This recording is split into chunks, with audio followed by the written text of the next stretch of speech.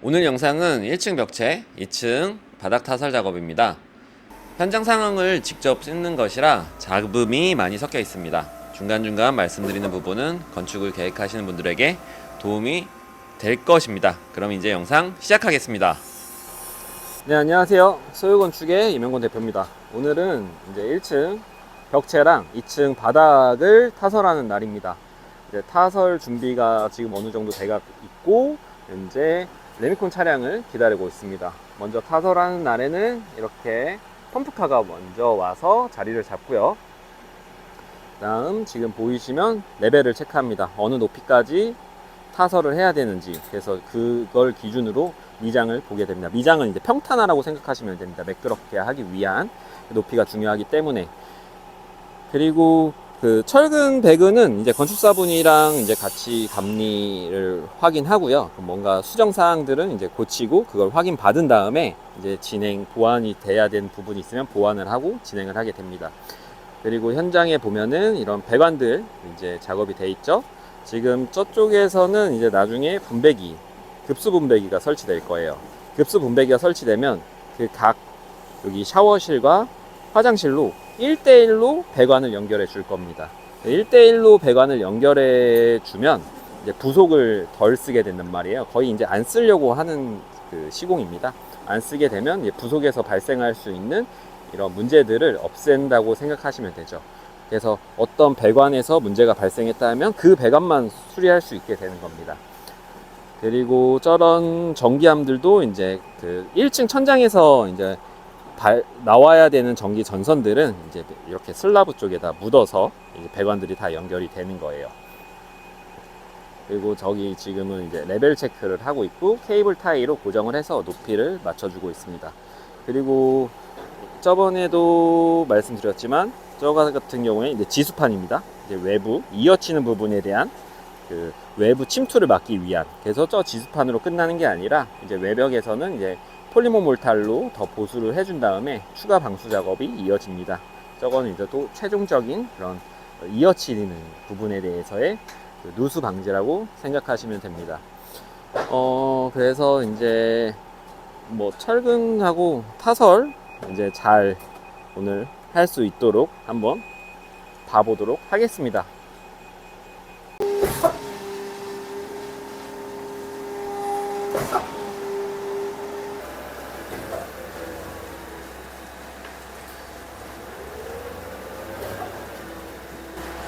저 레미콘에 대한 얘기도 잠깐 해볼까요?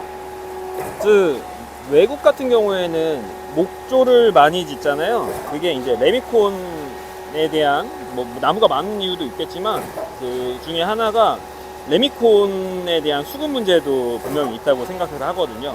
그러니까 저렇게 레미콘이 저렇게 회전을 하면서 이제 경화되는 거, 이제 굳어지는 거를 막게 된단 말이에요. 그래서 그 레미콘이 이제 어느 정도 일정 시간 아무리 돌려도 분명히 굳어지는 시간이 있단 말이에요. 굳어질 수밖에 없는 시간.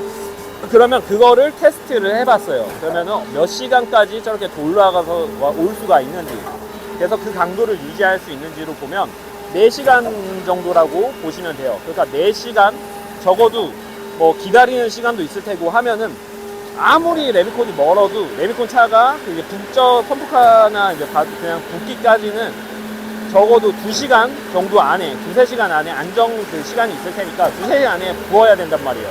근데 우리나라 같은 경우에는 땅이 좋고 곳곳에 레미콘 회사들이 지역마다 있어요. 그렇기 때문에 그 레미콘 수급 자체가 굉장히 다른 나라에 비해서, 땅이 큰 나라에 비해서 쉽단 말이에요. 근데 외국 같은 경우엔 그 2-3시간 안에 레미콘을 구할 수 없는 지역이 분명히 많을 거란 말이에요. 그래서 레미콘이 어려운 부분도 있을 거다라는 생각을 합니다. 하여튼 뭐 레미콘 차를 보니 문득 그 생각이 들어서 짧게 얘기했습니다. 네, 이제 저렇게 펌프카로 타설을 하고 있는 겁니다. 이제 벽체랑 보호 부분부터 먼저 타설을 하고요. 저 지금 가까이서 보면 한번 더 설명을 드릴게요. 저렇게 진동이 엄청 크잖아요. 저렇게 진동을 일으켜가지고 그 콘크리트가 밑에까지 이제 공극 없이 잘 들어갈 수 있도록 해주는 역할을 하는 거예요. 저 봉 자체가. 요새는 저 봉이 전동도 나왔더라고요. 저렇게 전기선이 있어야 되면 좀 불편하잖아요.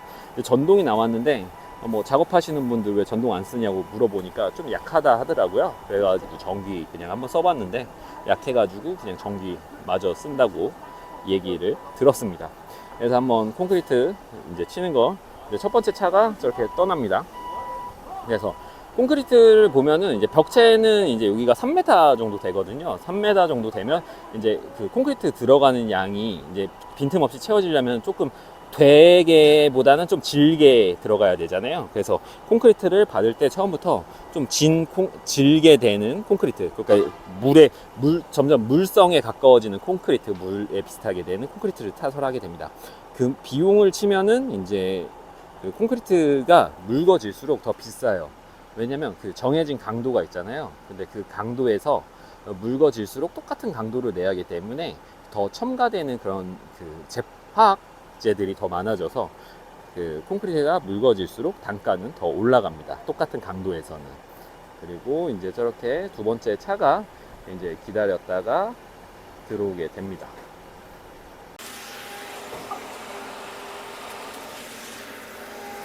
네, 아까 말씀드린 대로 저거 보면은 좀 질어요. 약간 이렇게 막 쏟아지는 거 보세요. 이 밑으로 쭉쭉 내려가잖아요. 그런 걸 보면 이제 어쨌든 좀 질다. 어쨌든 비싼 레미콘이다. 라는 걸 알 수 있어요. 벽체 칠 때는 다 저렇게 칩니다. 이거 특별해서 뭐 일부러 우리만 진 거를 친다 이런 건 아니고, 네, 그냥 그렇게 친다라는 거. 그래서 이제 나중에 마감 보면 이제 어떻게 뭐 잘 들어갔는지, 이거는 폼 떼면은 확인할 수 있는 거고요. 그 폼 떼면 확인할 수 있는 걸 얘기하다 보면, 그래서 일체 타설을 안 좋다라고 말하는 게 그런 게 있어요. 일체 타설을 하게 되면은 그 스티로폼을 넣고 타설을 하잖아요. 그럼 외부 마감면, 스티로폼이 붙어 있는 마감면에 타설이 잘 됐는지, 공극이 있는지 없는지 확인이 안 됩니다. 그렇기 때문에 일체 타설을 하게 되면 그런 단점도 있는 거예요. 레미콘이 이제 공극 없이 잘 들어갔는지 안 들어갔는지 확인할 수 없다라는 단점이 있는 거죠. 근데 이제 저희 같은 경우에는 이제 스티로폼을 하나도 안 붙였단 말이에요. 그리고 이제 그 나중에 1차 타서 또 단점은, 그 같은 경우는 또 어쨌든 스티로폼 넣기가 힘들고, 그러기 때문에 1차 타설은 뭐 요새도 많이 하는지는 모르겠습니다. 뭐 어쨌든 그래서 이제 골조를 따로 공사를 하고 단열 공사는 다른 공정으로 봐야 된다. 다른 공정으로 이제 시공을 해야 된다라는 건 확실하다라고 말씀드립니다.